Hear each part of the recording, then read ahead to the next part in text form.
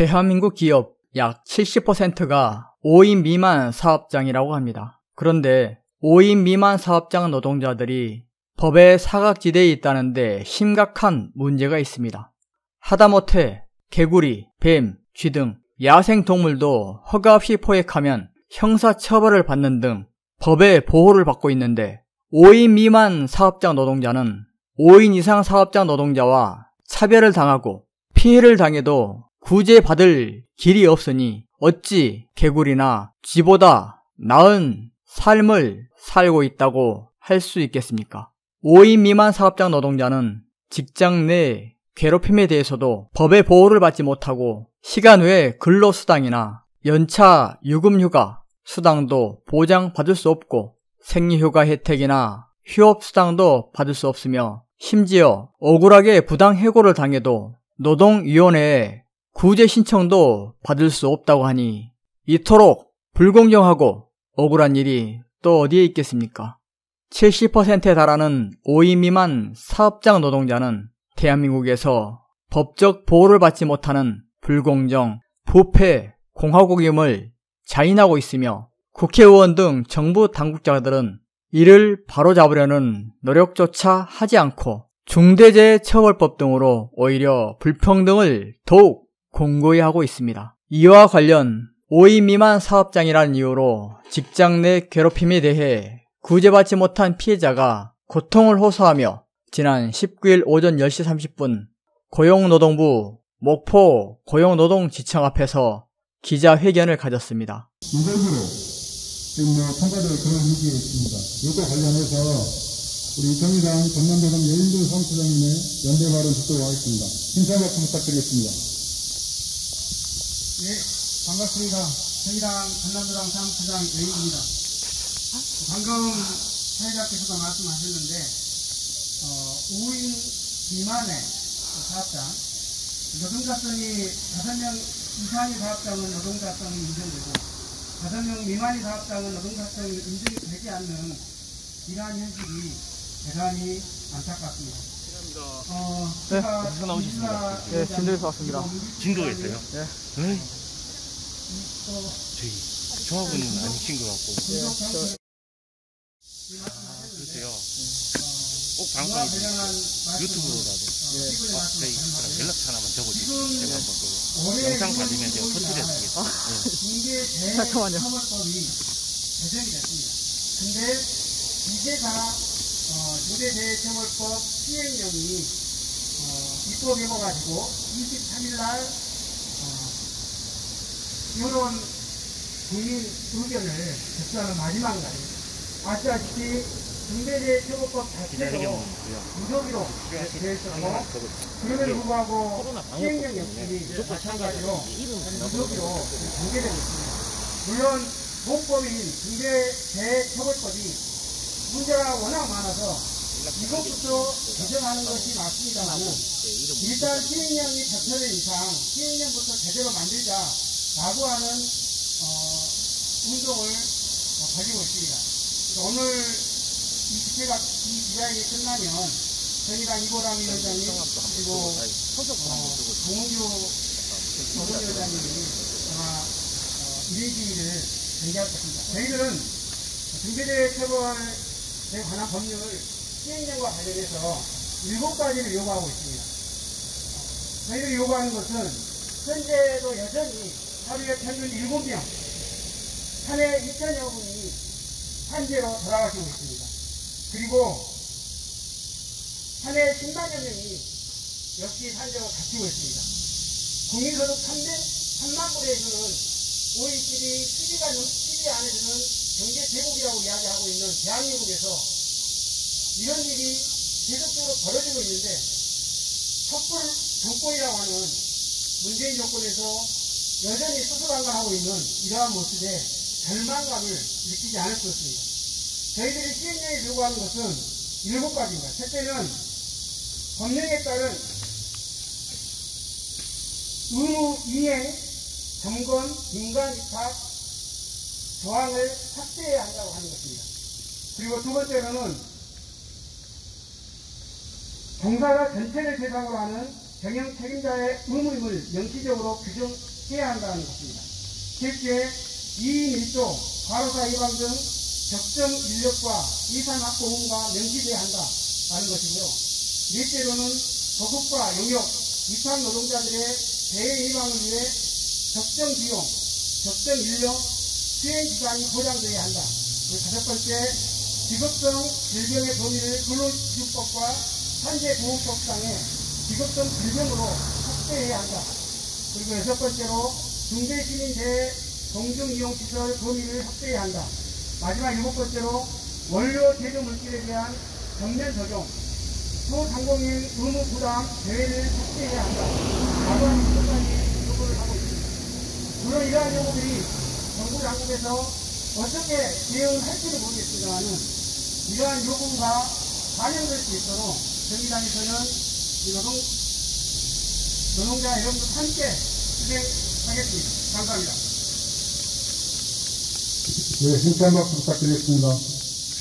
고용노동부 근로갑동 감독관님들이 더 잘 아시겠지만 근로기준법이 뭔가요? 사업장 내에서 근로계약서, 근로관계들을 노동자들의 근로계약을 관리하고 감독하는 법입니다.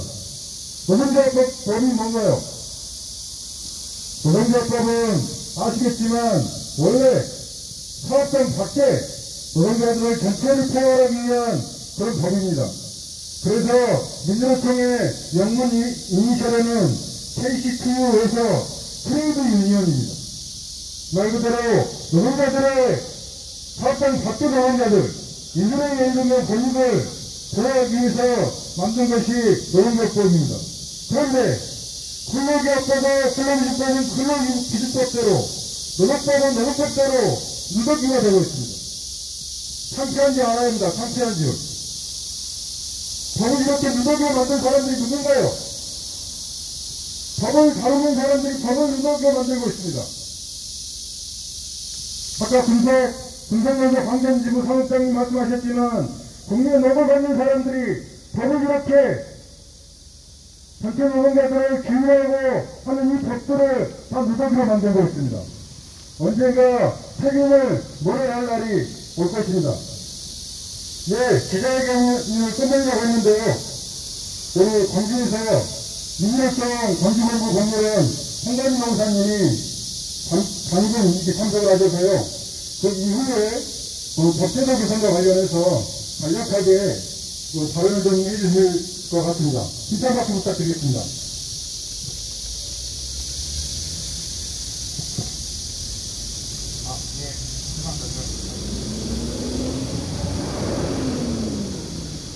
네, 이번 노동청 인정 기자회견 관련해서 법리적인 것을 간단히 말씀드리도록 하겠습니다. 지금까지 근로기준법의 사용자는 5인 미만 사업장에 대한 의무가 있습니다. 직장 내 괴롭힘 역시 이 법의 적용을 받기 때문에 5인 미만 사업장에 대해서는 직장 내 괴롭힘에 대한 방지 의무가 적용되지 않는 것이 일반화되고 있습니다. 다만 이 사안에 있어서는 특이한 게 있습니다. 지자체 보조금 사업을 받고 있는 사단법인 이 운전주체가 된다면 과연 이 사업장이 5인 미만 사업장에 해당이 될 것인가에 대한 문제가 있습니다. 현재 직장 내 괴롭힘의 가해자로 지목되고 있는 진도 장애인 생활이동지원센터 센터장은 사용자에는 분명하지만 이 사업의 주체는 사단법인인 한국시각장애인 연합회입니다.